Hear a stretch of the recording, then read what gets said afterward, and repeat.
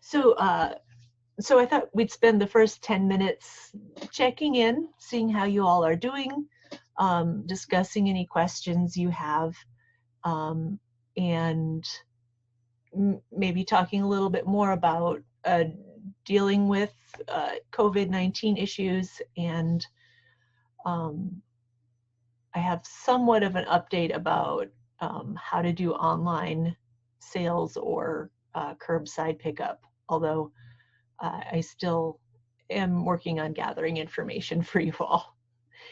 So I don't have a good question as a starter today. So maybe we can do more of a general roundtable check-in.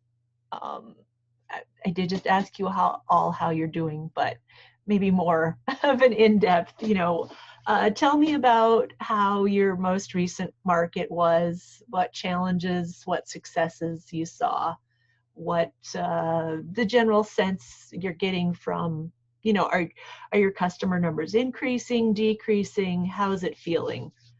And I'm going to start with Felicity in Fargo. Yeah.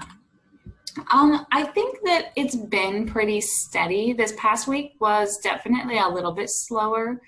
And I think that's just because people are on vacations. But it was because it was a beautiful day on Saturday. So I was kind of surprised that there weren't more people at the market. But overall, it's been really good. We are kind of starting a new project where we're doing cooking demonstration videos, and we're going to be putting those out on our social media. We normally do those during the market in the summertime, but we kind of had to cut that out of our programming this year. So we're going to try and do some videos, and we don't totally know what we're doing yet, but it's been a fun project to kind of get started. So fun. Well, I'm looking forward to seeing those, and I'd love to hear more about how you guys navigate the logistics of doing video and recording it, because we're navigating that too at FARRMS. Yeah. I'll have updates probably within the next couple of weeks. We got it filmed and we're kind of now in the editing stage, which I think is going to be the hardest part. Yes, definitely. Time consuming. Quinn, how are things going at Town Square? Sorry, North Prairie. Things have been going pretty good. Holding consistent. A lot of people are looking for tomatoes, melons, and things of that nature. I think we had one vendor, they're a meat producer, that ended up having some muskmelons, and those are pretty popular, but it's kind of been a thing. People are looking for more salsa-based items. And that's kind of what we got going on. Other than that, things are pretty normal. Otherwise, numbers have not really decreased at all. Okay. And after everybody's checked in, I want to hear your questions about dealing with COVID, Quinn. Shelby, mine at Farmers Market. So Saturday was like the most vendors we've ever had at market, or like for this season, and some of the vendors had said it was the most they had ever seen like since they've been at the market. So it was like really full and it was fun, and like a lot of people I think had good attitudes, like because it was like a really full like day and it was like nice out. Some of the challenges that we're having is that in the past they've done like their parking spots by seniority, and since like not everyone comes to market every week, we've kind of been filling people in. So like people are like sort of like getting mad about it, and we're just kind of like, we're never gonna please everyone, but we're trying to like make everyone happy and like give them the spots that they want. But that's just kind of like the challenge that we've been having. But I think our customer counts have been actually going up. So yeah, I think we've been having more people lately. That's exciting. Yeah. Do you think it has to do with the outreach you've been doing? Possibly. this week I think we're gonna put together like a little customer survey for just to see like how people are hearing for like about the market, and then do like another little like giveaway to whoever enters the or fills out the survey. So we'll find out, I guess, from that more. But And I think there's a section in the online market managers course about doing customer surveys. And I tried to, I posted some links in your learning plan, yeah, so you can see some. I was planning, I think, week after next to talk about customer surveys. So you'll have already done yours by then, but it's all right. yeah.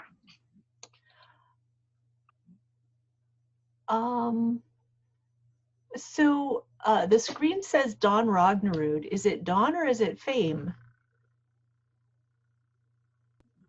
I think it's Dawn. I'm not sure though. I might be logged into the wrong thing. You sound thought like I was. Fame. Oh no, I'm probably just logged into the farmers market one. I might log out and get back in on my own. Well, this is fine. I'd like to hear how Town Square Farmers Market went on Saturday. Don't log out. Okay, so this was the first weekend that we required masks. We had just posted a new thing, and I'm not really sure what led to that. We've had a couple of complaints at public health and stuff, and so I think that we're just trying to be proactive about making sure that we are doing as much as we can for people that are coming to our market. And I think that there was also that big bloom that we had. We had like 40 positive cases or whatever. It really doesn't seem to be impacting the attendance at the market per se. We don't really seem to have had lower numbers or anything like that. They've stayed pretty average. The city has not had any complaints, so that's good. There are still a few people that we're hearing from that don't know where we are. And so when I Googled our Googled Town Square today to get some verbiage off there, I did like a Google request for the changing of the address or whatever, because we're not at Town Square, and I think that confuses some people. So I just requested to change the address on there. We had a new vendor last week. The West African baked items. To just sort of increase our diversity even more. I love our little market that has, 12 different cultures sort of out of the small number of vendors that we do have. So, yeah. Awesome. Well, sounds like a fun new addition to the market. It definitely was, and it also added an additional gluten-free option for people too, because a lot of their stuff was made out of rice flour. Cool. And for any markets that haven't set up your market on Google, I think you go look for Google My Business, and I can send clearer instructions. This is something I learned from Dane Johnson at one of our online marketing webinars. And you can set up your business on Google so that the correct information shows up for your farmer's market, the correct address, when people go to like Google Maps and Google. So I will try to remember to post that link to that for you all later. And Lorinda, we want to hear from you too. I know that your market isn't running anymore, but you said, we talked about you may be doing some other local foods activities at Spirit Lake. So I'd love to hear about that. Okay, yeah, I just pulled up the email from Heidi, and she wants to do a Hello Fresh type meal in a box along with some sort of gadget or food good thing like a garlic press or something like that. And then you know, along with the recipe, and somebody in the natural resources is going to post a video on how to do it. And so she asked me to email the vendors about seeing if they want to participate, you know, and not donate, but have vegetables and stuff for those boxes, and then also to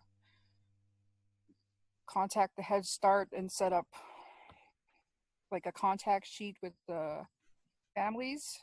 So let's see, she's a contact person, number of people in the family, any food allergies, items to avoid, or anything else that might be relevant. And she asked if I could start and maintain a Google Drive spreadsheet with that info. And I okay, so I'm 37, and this spring was the first time that I've been back to school since like 10 years or so, 10, 15 years. I don't know how to start up a Google spreadsheet. When would you have time for a phone call? I'd be happy to work with you on it. Okay, probably tomorrow during the day sometime. Okay, let's communicate by email and we'll set that up. Okay. Yeah. Yeah, I kind of have trouble stumbling along when people are asking me to, you know, go look at the Google documents and stuff like that, and I'm still figuring it out. Sure. Yeah, and there's, I mean, a lot of the farmers that we work with are in the same situation, and when we've had online webinars, we've had to be sure to, you know, not just have the Google Doc, but also other means of communication. So it's not just you.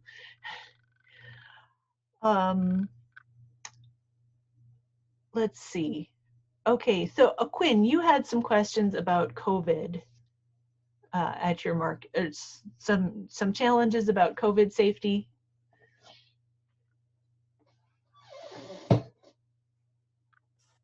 Yeah, so kind of like what I brought up last week, kind of similar situation where people have, when I say people, the different vendors have their own opinion as to what they believe should be done or shouldn't be done. And it really comes down to the simple challenge that the way our market's set up is that we can't really separate people in any other way due to just the layout of where it's at. And I mean, if we do separate people, it kind of transitions the whole market into more of an open field. And I don't think anybody really wants to do that. And I was just wondering if anybody else in the market sphere is experiencing pressure to want to do that. And if so, how are you dealing with that?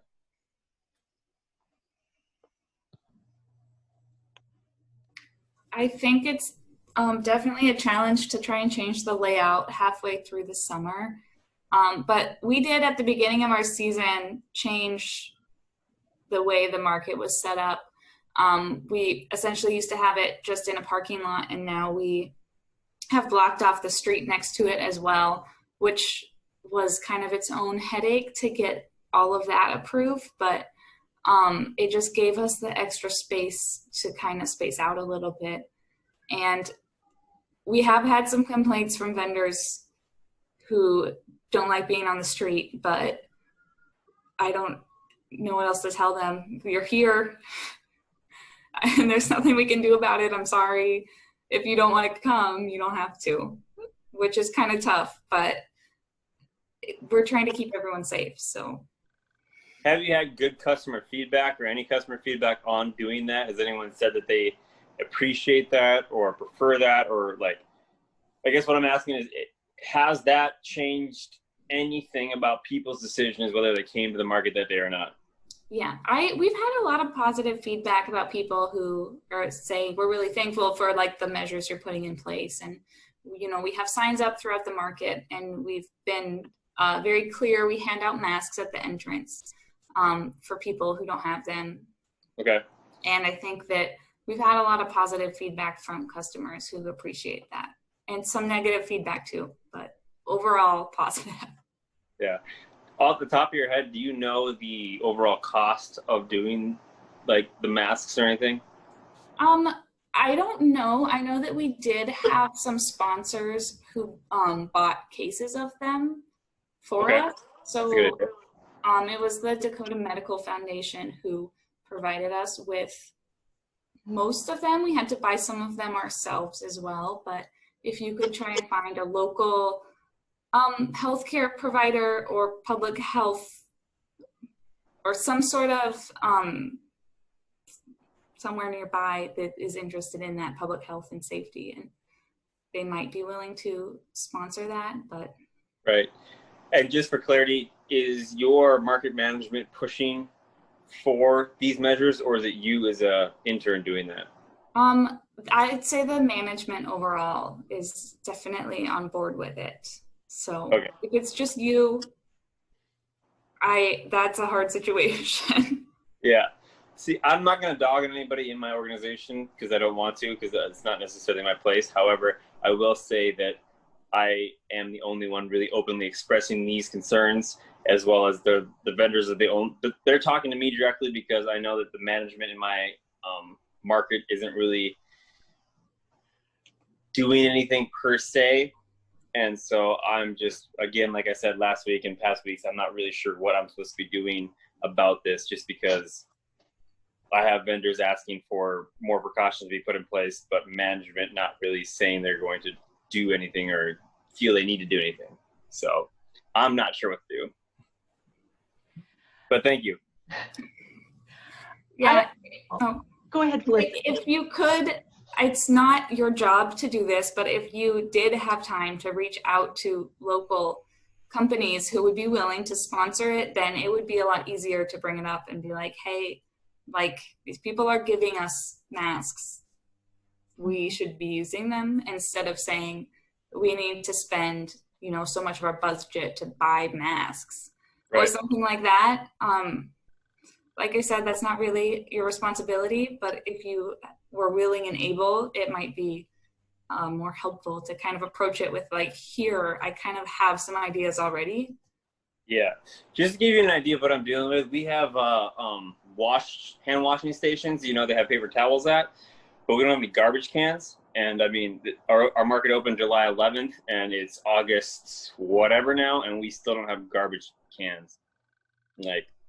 So I don't know what's going on. I'm just trying to figure out where my place is, and I like what you're saying, and I want to do that, but I don't want to reach out and say, hey, will you help us out with this? And then turn around and say, oh, I guess we're not doing that, because I think that looks bad. So yeah, all great ideas. Thank you.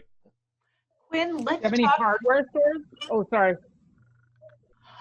I was just going to say, if you have any hardware stores or anything around where your market is that might be willing to donate some garbage cans, that might be some way to pick it up. I know that you also mentioned you can't really move people around much. One of the issues that we ran into is that there were like 3 or 4 vendors that created bottlenecks for our customers, and still there are 1 or 2 where they're a bit close together, but we had to just sort of rearrange where we put those high high customer vendors, just to make it open up the space a little bit more naturally. I don't know if that's something that is potential for you to do either. I mean, when it comes down to the logistics, like, I personally do not care about the cost. Like, I'll just go to the hardware store and buy the garbage cans, but I don't want to overstep bounds. What I think needs to happen is I need to have a joint meeting with the management of my market, as well as the association, to kind of come from a more stricter standpoint, as to say, this is what we should be doing and how we should do it. And then I think things would change. I don't think I, as an intern, have the power to be in that position as much as I want to be. But I like all the suggestions. Could you bring up to your management that like this is stuff that other markets are doing and that you're learning like through this program, like as like this program being a little bit like higher than all of the markets, like to be like, this is what other people are doing. Maybe we should also implement this. Yes, I have. And like, even with the fact that FARRMS is requiring me to wear a mask, they have said that they don't care if I wear a mask necessarily. So it's kind of like, I don't know what to do about that. So I as a person that's an up and coming producer, side with the vendors and say that we should do what the vendors want because this is their market. And I would like, I guess I'm actually asking for help because I don't know how to do this. I just know that it needs to be done, especially going into the fall season here now that we still have, a significant amount of weeks left going on. So thank you, Shelby. I do appreciate that. I just don't know that it would matter. I am loving all of the support that all Yeah, it's the amazing. whole group is chiming in and offering. I also want to make sure that we have time for Jan's presentation. Quinn, I'm feeling like you and I should probably talk offline. It sounds Yep. like FARRMS could offer some support for you. Yep. I'll be in and- Botno on Wednesday, so if you are available at any time to come by the college or anything, it'd be much easier, just to sit down and talk in person, maybe at the picnic table or whatever. I think that would be a lot of clarity, and I know Keith could probably chime in and help a lot, so I'm literally just asking for help. Definitely. Let's do that. Okay. And Jan is saying Ward County Extension can perhaps offer some help too. So let's definitely let's do it. Also, Thank you, everyone. I told Jan she could start at 6:10 and it's now 6:22. Is everybody okay to stay till about 7:12, 7:15? Okay, cool. All right. Thank you so much for bearing with us, Jan. This has been really good conversation. And I will try to build in more time next week and the week after because I think this conversation is really worthwhile.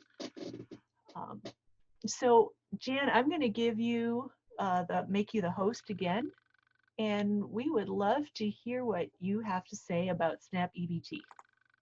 Yeah, excellent. Thanks. And don't feel bad at all about having that discussion. I feel like that's the space for it. So it's totally okay. And maybe we will get through things and we won't have to go over. So shall see here. Okay, so let me know if you are able to see things here. Do you have my PowerPoint up? Okay, good. Thumbs up, nods, perfect. It's always kind of tricky when it's like you hit the button and then you just hope it's showing what you want it to show. So just a little bit of background on my part. I am currently an extension specialist for NDSU Extension.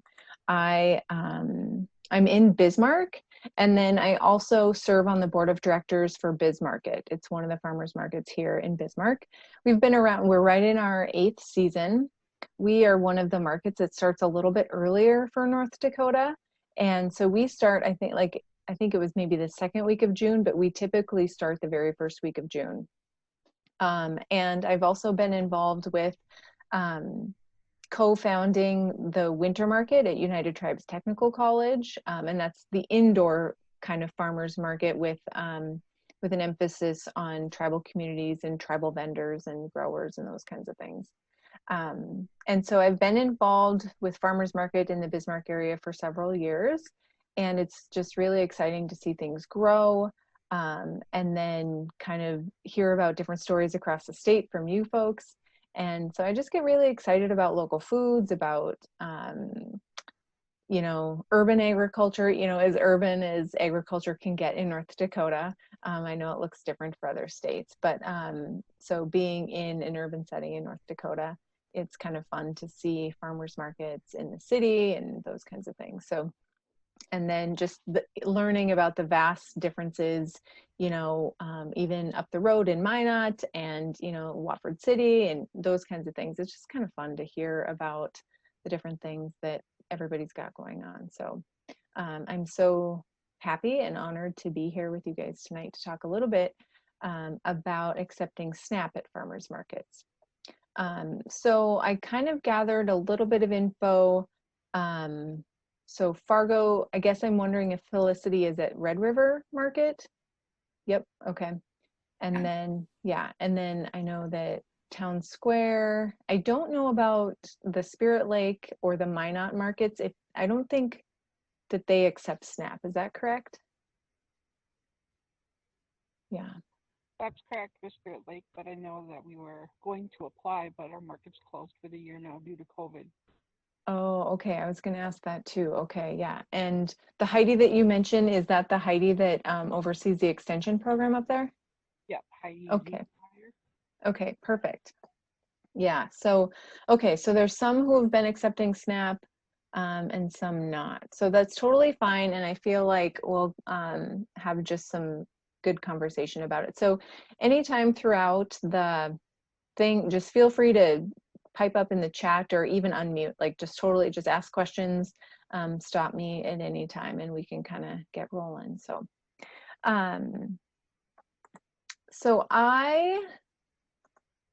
a little bit of an overview. We'll just go over, some brief basics about SNAP, and then some things to think about as you look to implement SNAP at a farmer's market, and then some legitimate concerns that folks have when thinking about starting to accept SNAP at a market, some logistical things, those kinds of things. It just kind of helps.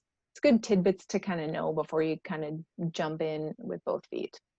And then a few things throughout the years that we've kind of taken away as, really good learning points, really good learning opportunities. Some ways we found out the hard way, other ways we've kind of gotten it at least a little bit right the first time. So, and then, so also, with NDSU Extension, we are across the state in several counties. So we're in most of the counties, and in a variety of ways, we can offer support to local vendors, local markets, those kinds of things where we can provide, in normal circumstances, we can provide things like food demonstrations, soil testing, growing practices, soil health, all those kinds of things. So Extension really is a pretty good resource in addition to the tribal college extension programs that we do have across the state. So different systems, but working collaboratively to meet the needs of all the folks who are looking to get some information. So again, SNAP. So what does it stand for? It's the Supplemental Nutrition Assistance Program. And a lot of people refer to it as food stamps. It's kind of what people used to call it. It comes from the United States Department of Ag and the Food and Nutrition Service branch. So it's FNS, USDA FNS. That's the alphabet soup that you get for tonight. And it is an assistance program for folks with limited resources. It can be individuals, it can be families, it can be college students. And it does depend on income guidelines, which the state and the counties oversee that, not the individual markets. So if you're a farmer's market looking to accept SNAP, it's the income guidelines and eligibility pieces are not what you will have to learn or worry about or anything. And then in North Dakota, SNAP's administered through the North Dakota Department of Human Services. And then it trickles down through each county, through their county social services, to distribute the dollars for the families and individuals to receive the funds. And how it is distributed, how folks get their benefits is on an EBT card. And so it's just like a regular debit card that you see. It gets swiped, you enter a PIN number. So it's exactly the same as a regular debit card. The funds just come from USDA.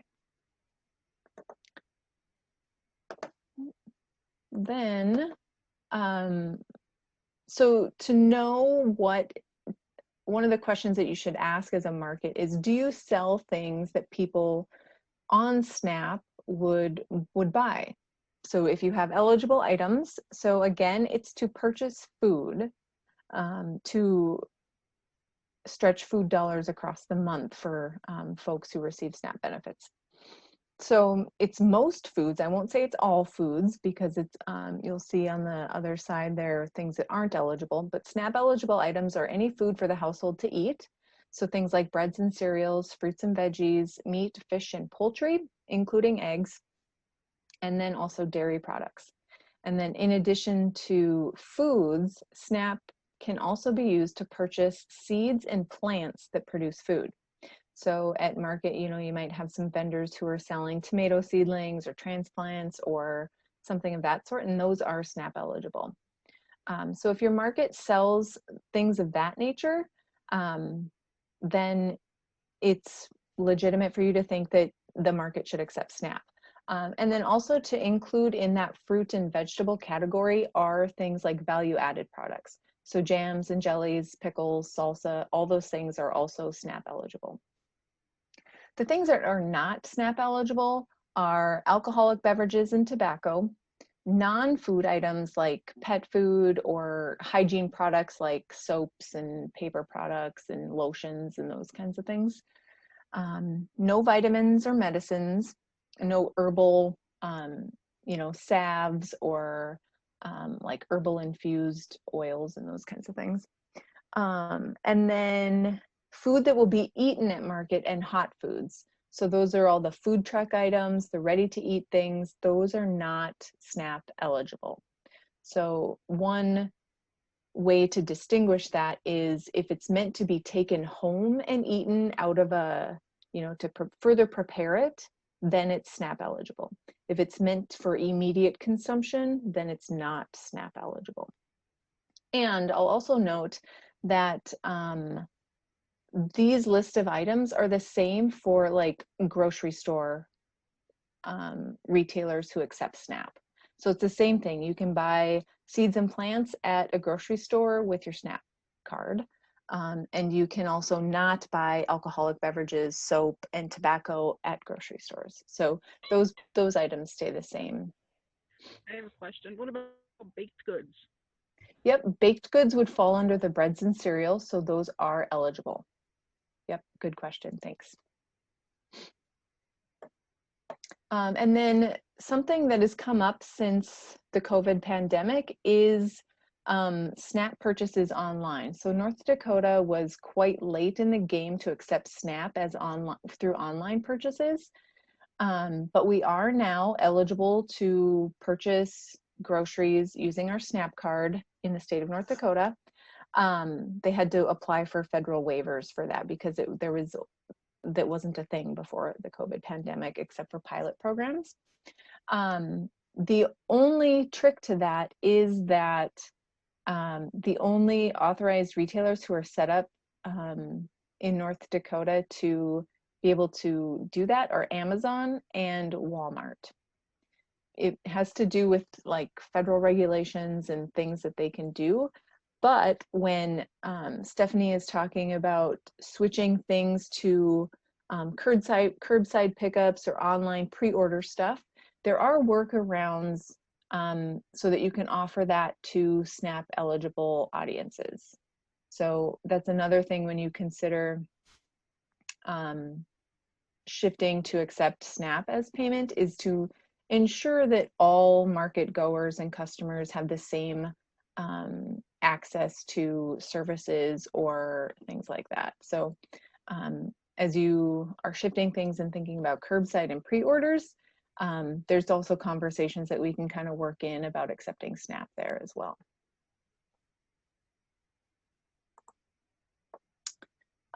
So when also there's some questions to ask as a market, as an organization, like why would a market want to accept SNAP? It seems like, you know, it's a federal application. There's probably some reporting going on.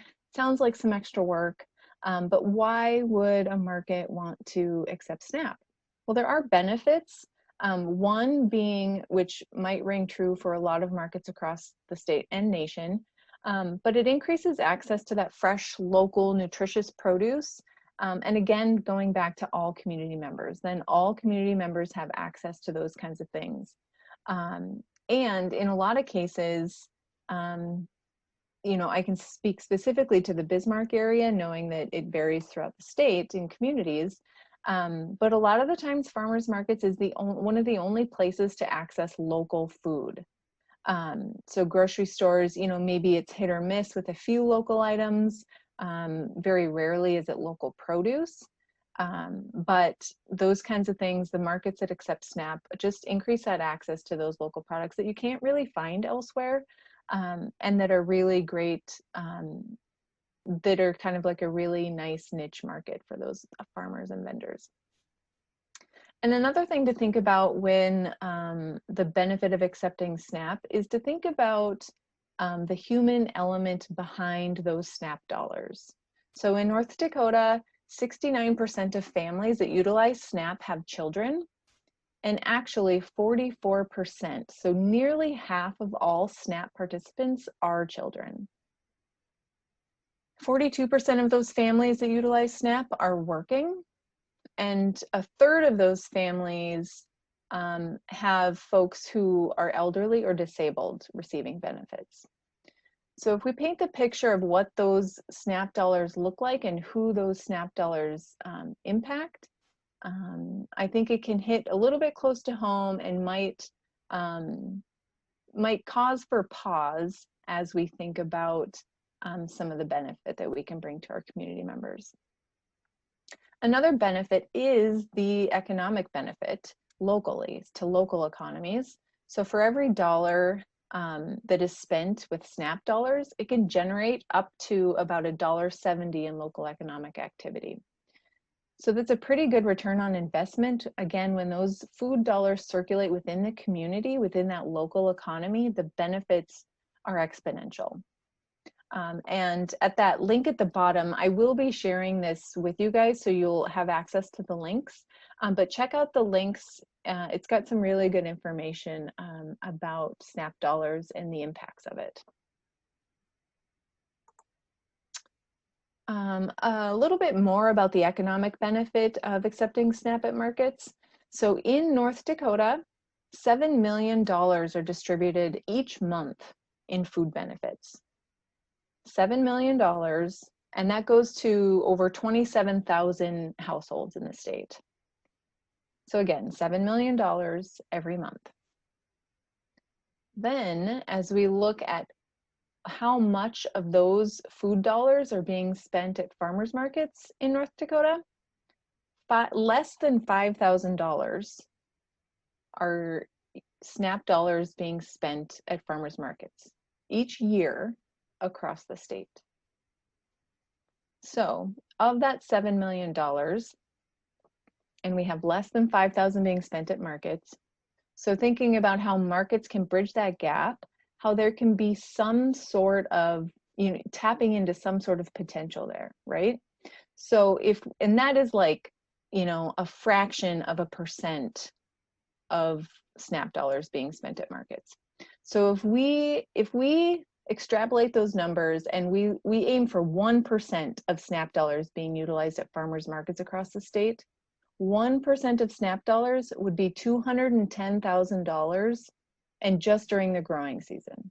So just like for 3 months, we could get over 205,000 extra dollars into local economies. And that's only if we're aiming for 1% of SNAP sales or SNAP dollars being used. So that's just interesting math. I'm not a math person, but that's interesting to me. So then if you walk through all those logistical things and scenarios and you think, okay, I might be interested, here's how we do it. It's a 4-step process. There's a few underlying steps within those steps, but it is a fairly straightforward application. And yes, it does come from the federal government, but it's fairly straightforward. So at the link at the bottom, you'll see that takes you right to the page where you need to be to fill out the application. You have to create an account within USDA. The application is online, so it's an easy submit. There's a few documents that you have to submit, like a picture of a copy of a photo ID and a social security card. And then you wait, and it takes about 30 to 45 days. And then you will either be approved or denied as an authorized retailer for SNAP. I'll go through a few of the things that you'll need, but again, it's fairly straightforward. You can walk through it fairly quickly. And then you find out in about a month or a little over to know if you're approved or not. So this is the information. Again, once you click on that link and kind of get into the application, you'll find out that you need a little bit of more information. So they need to know the location of the market, you know, different detail things, you know, like contact information and physical address, mailing address, all those, you know, things that are expected. But then they'll need to know things like when your market operates, like the months of operation, the hours of operation, and days. They'll want to know some sales information. So if you aren't a brand new market starting, then they'll ask for some sales information, like how much did you have in gross sales, what types of foods are for sale at the market, and then just so they can know that they're authorizing something that people can use their SNAP benefits for. That's the main thing. And then an EIN and responsible official information, so when an application is submitted, they do tie it to an individual. So if it's not a governmental organization that oversees the market and operates it, then it will be an individual's information associated with that. So for example, at BizMarket in Bismarck, my personal information is attached to our SNAP authorization. And that, I think, it kind of it's a little bit, you know, you kind of think it's a little bit invasive, or you're not certain about that, but I think it elevates the need for security of information, and it elevates like the importance of being diligent and avoiding fraudulent charges and those kinds of things. So I think it's with good intent, and it probably works to do what they're intending, to kind of keep the rigor and validity of the program. So the documents that you'll need, again, like I said, a photo ID, a copy of a photo ID, social security card, an EIN, and a business license if applicable. And if you're a nonprofit, then you'll need to submit that information as well. And then if the market is owned by a government entity, then you'll just need that information made available too.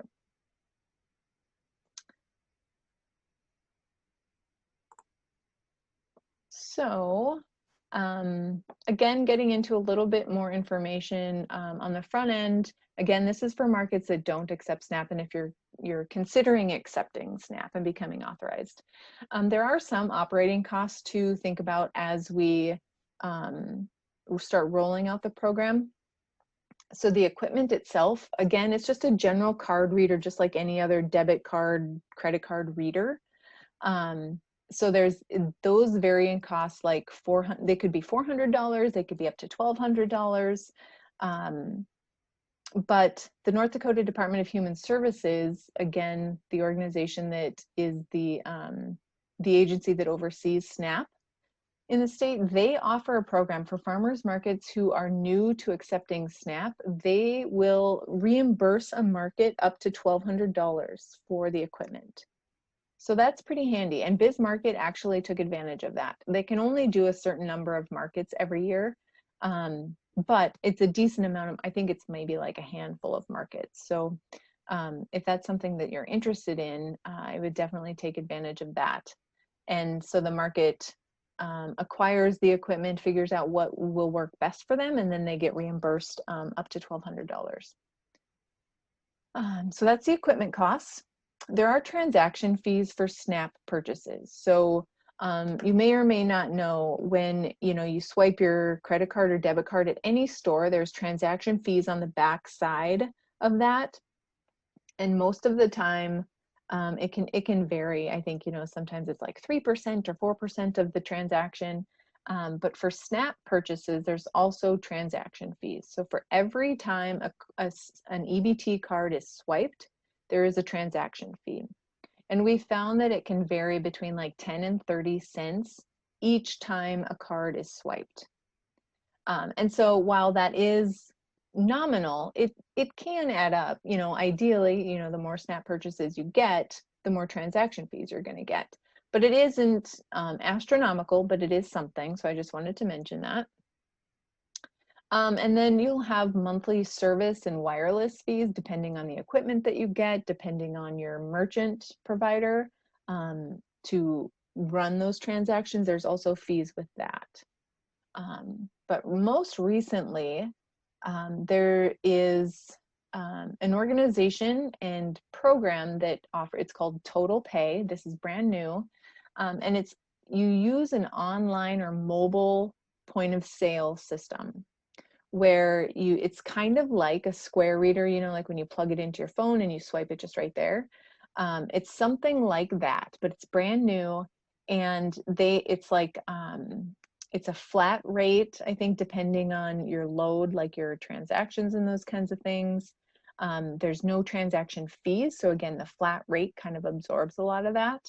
And you can use any mobile, like smartphone device, like an iPad or a phone or something like that.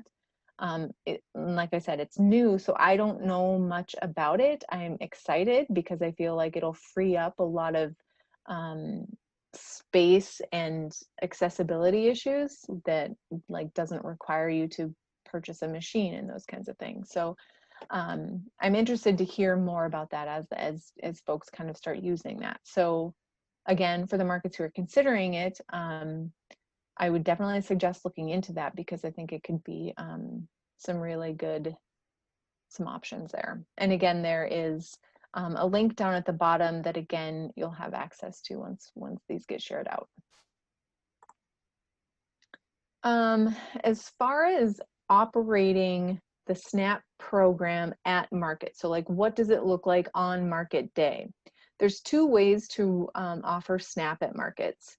You can use the receipt system or a token system. A receipt system is also, I think it's also kind of known as a script system, where if I'm using my EBT card, I go to a vendor at the market, I want to purchase some goods that are SNAP eligible. They will write me a receipt for the amount of and what I'm purchasing. Then I need to take that receipt and my EBT card to the EBT machine at the market. So usually it's at an info booth or the market booth or a market manager or something oversees that. Then they swipe I swipe my EBT card for the purchase, for the amount. I enter my PIN number, there's a receipt, and then I take that receipt to the vendor in exchange for my goods. So there's an extra trip involved with that, but it ensures that there's a paper trail. It ensures that there's no, that all receipts, and then the vendor then gets reimbursed by the market. So the market acts as a pass-through system. So the market doesn't pay for the SNAP purchases or anything. It's just a pass-through system between the state SNAP funds and the personal EBT card. Some advantages of this, again, like I mentioned, there's a paper trail. There's no tokens or coupons to kind of keep track of or to have the market print and buy. And then there's no tokens or anything to lose as an EBT customer, as a SNAP customer. Some downsides to the receipt system is that there are more steps involved, literal and figurative, because you're actually having to go, you know, make an extra trip back and forth. And there's no branded items in circulation, which are kind of a bonus of having like a token or a coupon or something to redeem. Which brings us to the token system. So that is kind of a one-stop shop where I bring my SNAP card to the market booth. I say, okay, I would like $20 in SNAP tokens. So they swipe my card, I put in my PIN, I get $20 worth of tokens that I can use to buy SNAP eligible items. So then I go to any of the vendors in the market, I can use my SNAP tokens to purchase things. The vendors accept that as a form of currency.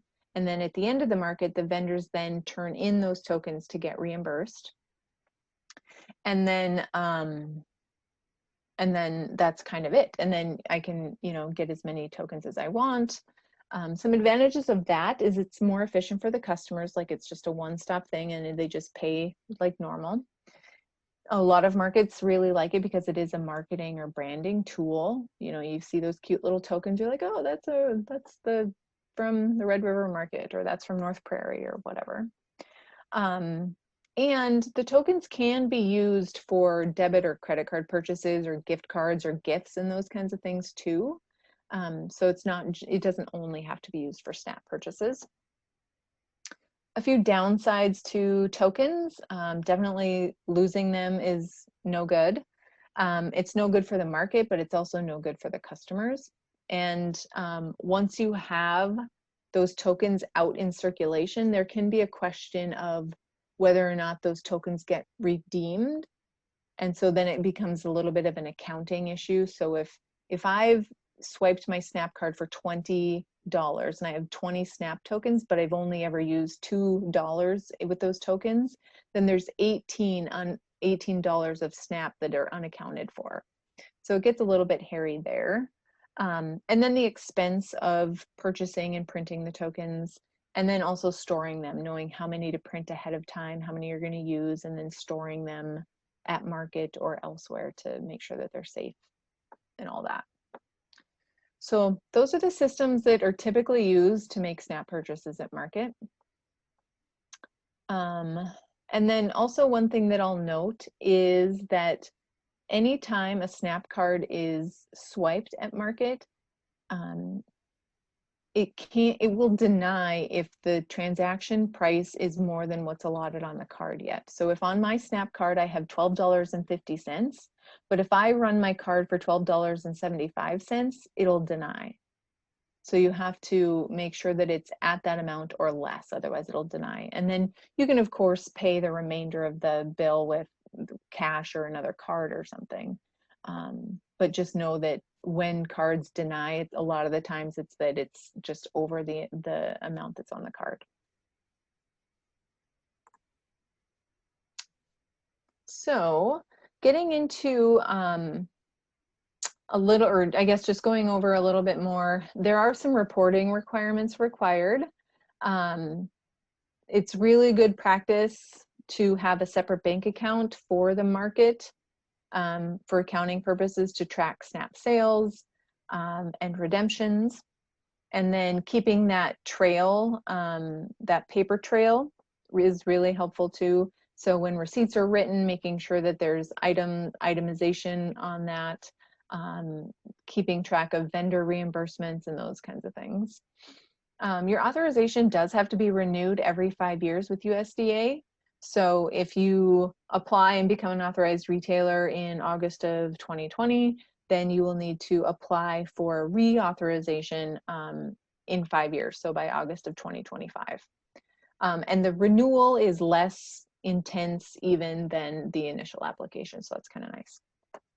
And then also throughout any of those years, if there's any major changes with the market, let's say you add a location or you change locations, or you add an extra day of market, those kinds of things can just be, USDA just needs to be made aware of those kinds of things.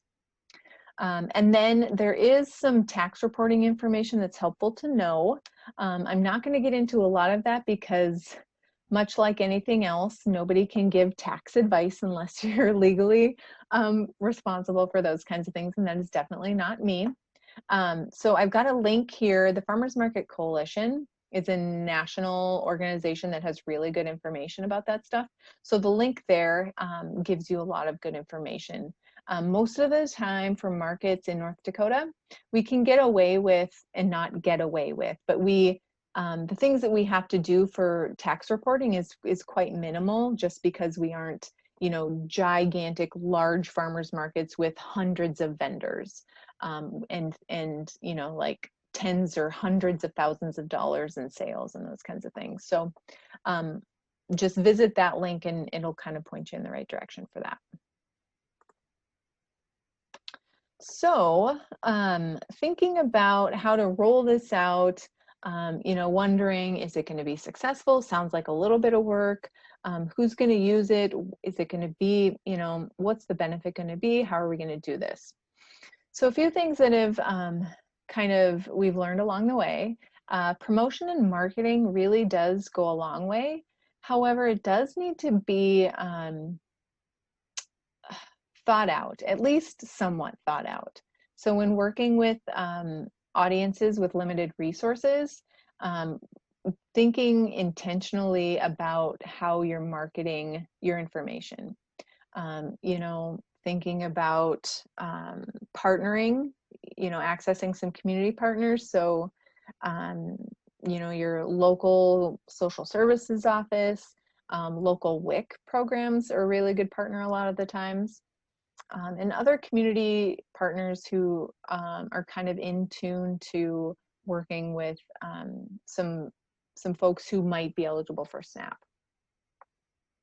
Another thing that I will just mention briefly about promotion and marketing is that when tilting our marketing materials towards different audiences, our terminology and our words do matter.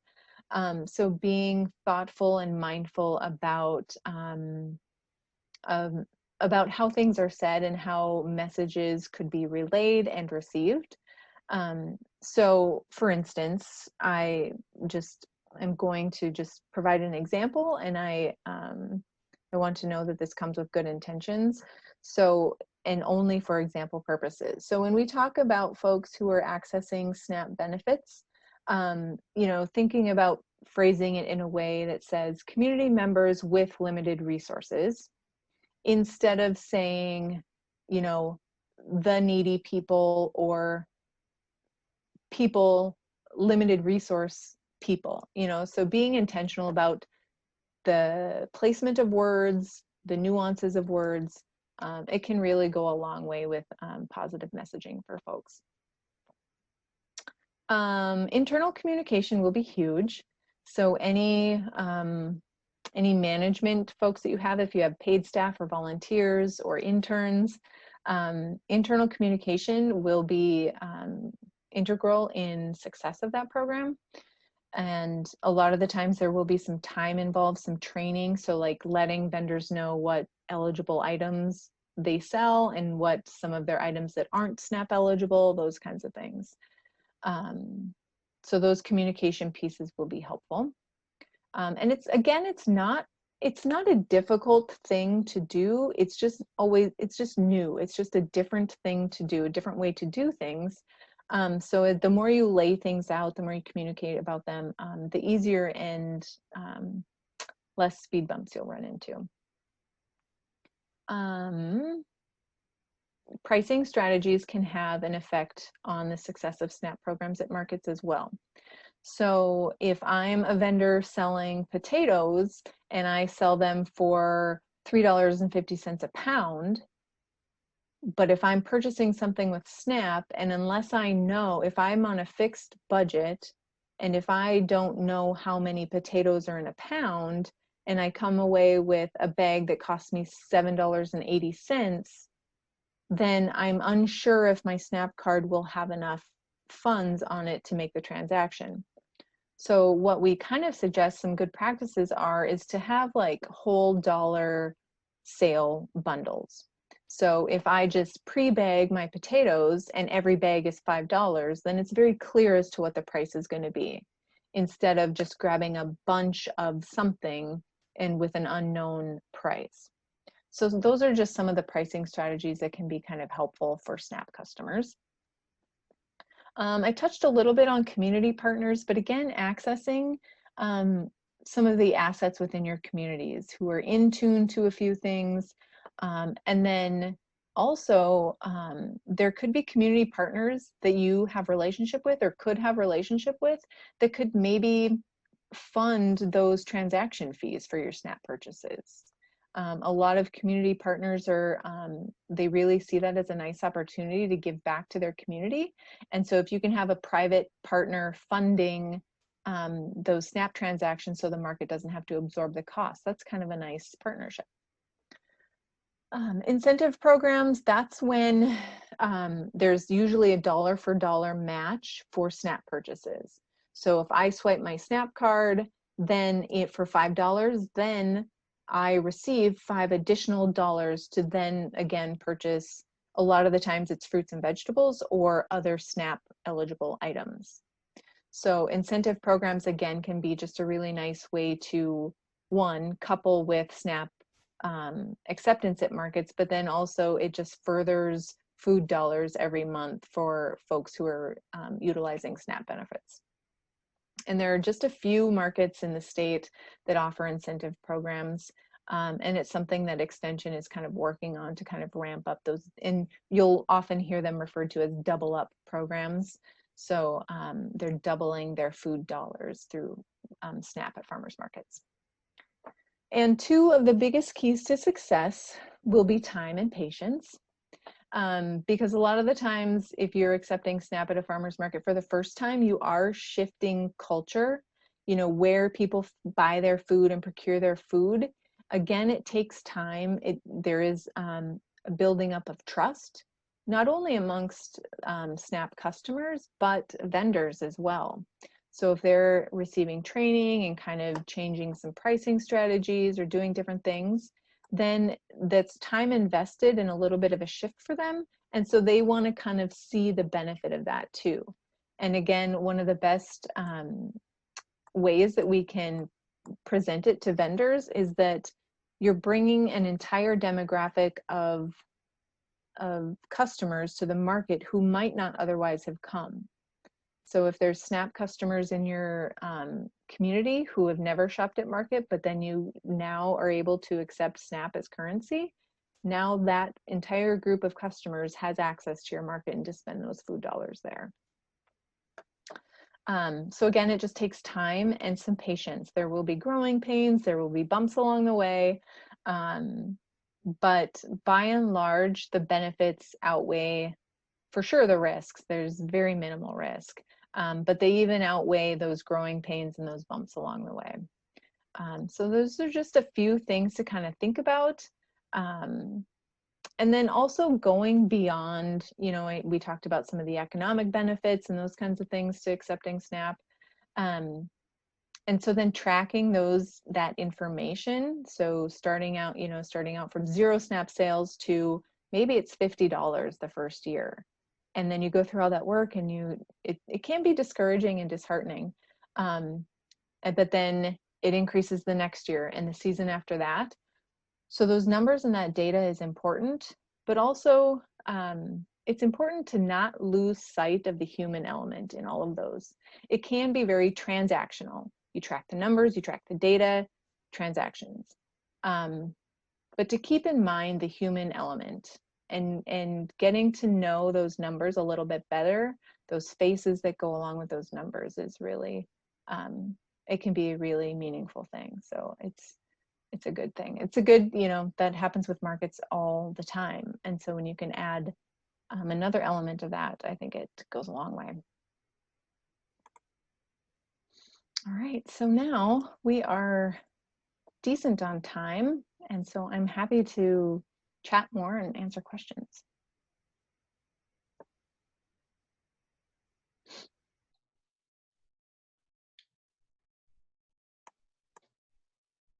I guess to start us out, I'll just go through the things that came up in the chat box. Oh yeah, great. Fame said, fun fact, both winners of our market giveaway for Farmers Market Week exchanged for EBT tokens the day of the market. So Town Square already takes SNAP. Fame, do you want to share any more about how it's been accepting SNAP at Town Square Market? We had an issue the first several weeks. It kept coming up with a code, and then come to find out we weren't actually receiving any funds from any of the cards. And so there's been a little hang up with that, and then it wasn't working one week. So then we were finally able to get everything taken care of. I'm kind of interested to look into this, that link that was posted on the Totally or whatever it was, to find out if there's something that we can do differently that might be a little more user friendly, because it's hard to get in contact with the people who need to help us figure that out during the midst of the market. So other than that, it's been, if anybody knows me personally, like this is the population that I work with. And so I'm beyond impressed to see that there are many markets that are doing this. In addition, we have a few vendors independently that are honoring double up dollars to those people who can either spend the EBT tokens there or show that they're on WIC as well. So yeah, it's worked out well for us for the most part. I want to add something in that might help. I don't know how you guys are accepting SNAP, but at Red River Market, we have one register for SNAP and one for anything else, because we use Square for like other transactions. And if you try to use both card readers we just have it like on an iPad. If you try and hook them onto the same one, it like freaks out. So we have two. And we have a sign that just says, you know, you can swipe your EBT card here. And that helps because we've also had issues with it can only like recognize one reader at a time, and it doesn't know how to like accept credit cards and WIC, or not WIC, and SNAP at the same time. So that's what we do. Oh yeah, that's interesting. Yeah, it's We nice just that you have can, you have, like a basic. I'm sorry. I was just gonna say we just have like a basic card reader that prints out receipts as well, where it's just an on-screen button that we push that switches from cash to EBT or credit to EBT or whatever. So it's pretty simple, and it normally works like a charm. It's just that for some reason, I want to think it maybe had something to do with address was wrong or something. There was something that was misplaced within the paperwork, as far as I understand what Dawn was telling me. yeah, I was just going to say it's nice, Felicity, that you have two terminals or two POS things. So it's nice that you can, most markets just have one. So that's nice. I mean, I guess comes with challenges, but. So as you were explaining how to get set up, how to apply, a lot of the requirements were like having an EIN number, or, you know, to have a person who's got the social security number to. So does that mean that a market has to be formally incorporated in some way, either like set up as a business or set up as a nonprofit? Like, can you have an EIN if you're not formally? Yeah, I think that there has to be some sort of distinction there. Yep. And I think that's fairly easy through the state. I think it's the Secretary of State that you just fill out an application. I think it's fairly straightforward and easy. Okay. Mm-hmm. And I honestly don't know if all of our farmers markets are. It's not something I asked because it wasn't a requirement for the internship. So yeah, and a lot of the times, you know, farmers markets tend to, you know, look to grant funds to supplement things, their operating costs and things like that. So through that process, they might have that information too. And if not, again, I think it's fairly straightforward, accessible, and not like cost prohibitive. If they haven't gone through the incorporation process, could they work with a community partner and have them serve as a fiscal agent? I think so, yep. Mm-hmm. Yep, I don't see that as being a barrier in any way to being SNAP authorized. Okay.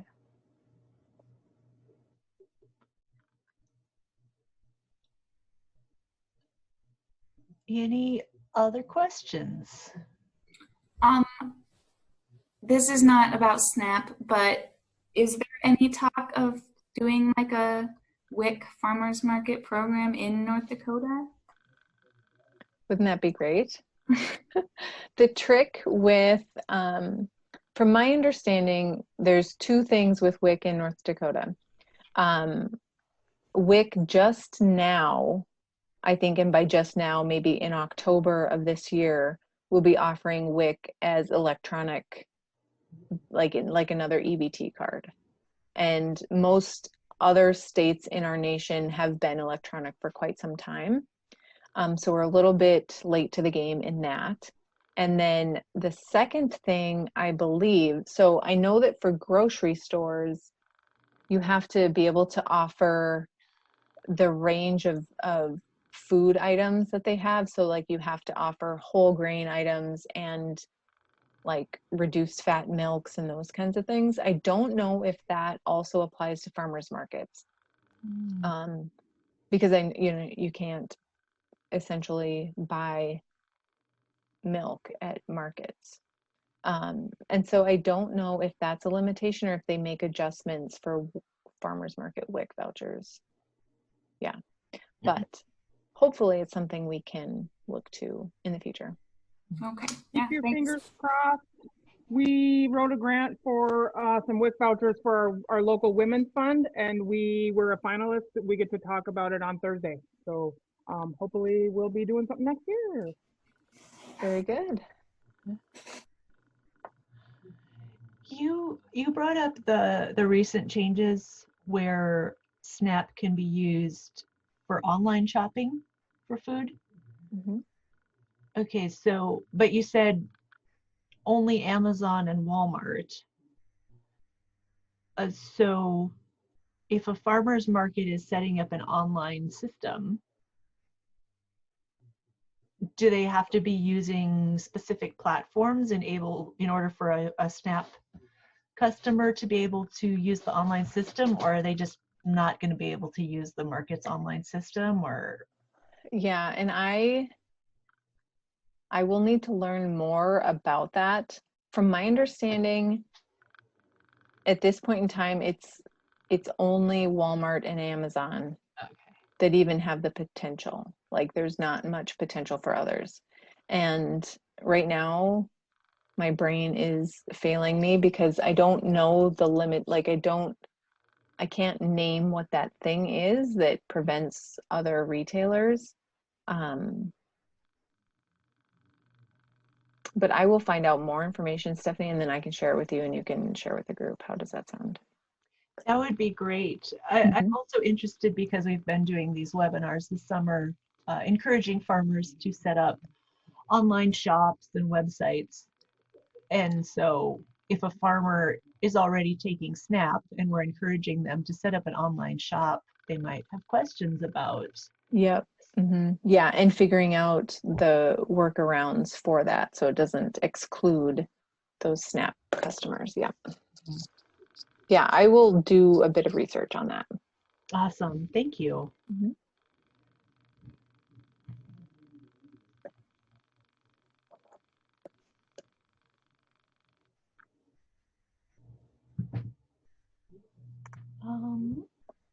Anybody else?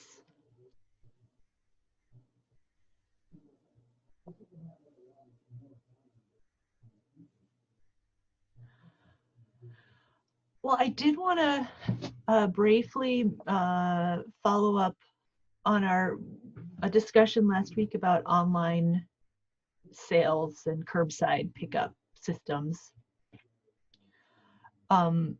So this program, this Farmers Market Internship Program, is funded by a USDA Farmers Market Promotion Program grant.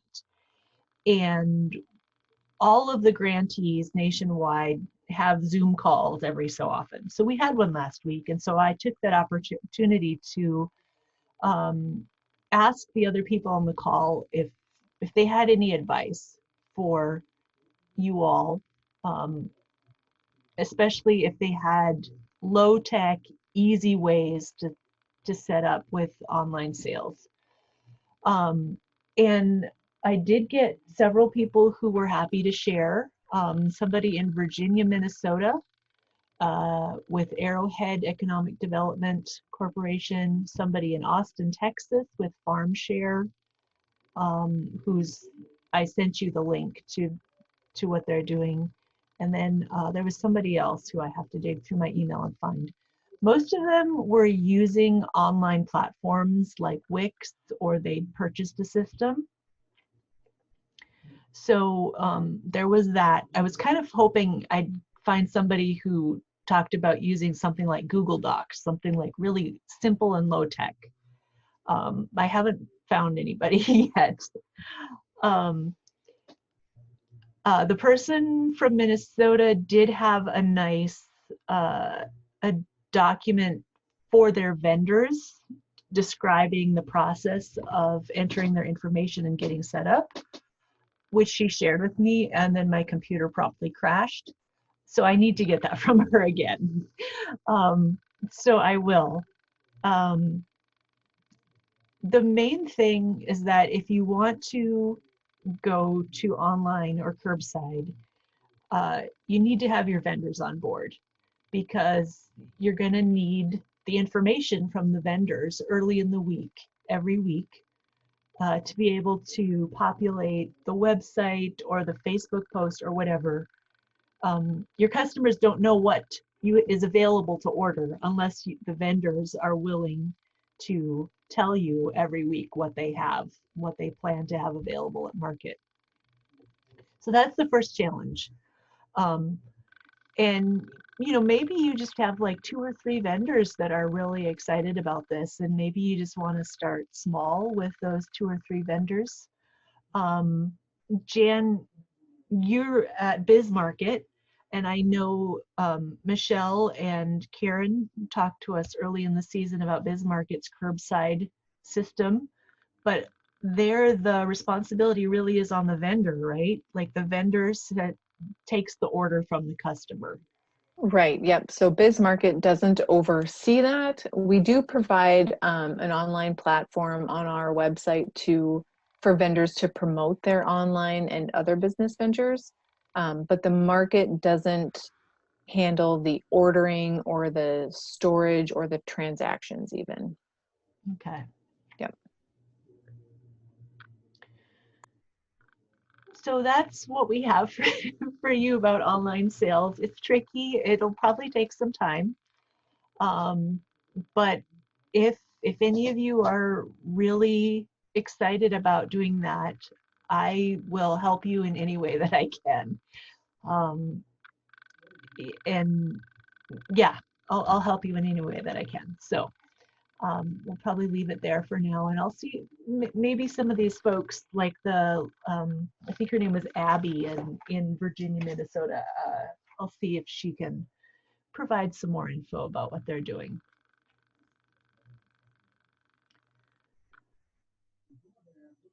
Well, thank you all. Appreciate your hanging on for an extra few minutes, and I thought we had some really great discussion tonight. So thank you, Jan, for talking to us about SNAP and EBT, and for all you do for local foods and farmers markets. Yeah, thank you so much for the opportunity. It was great. Thank you, guys. Great. Well, I hope you all have a great week, and we will see you again next Monday when we will be talking about social media with Erica Kale again.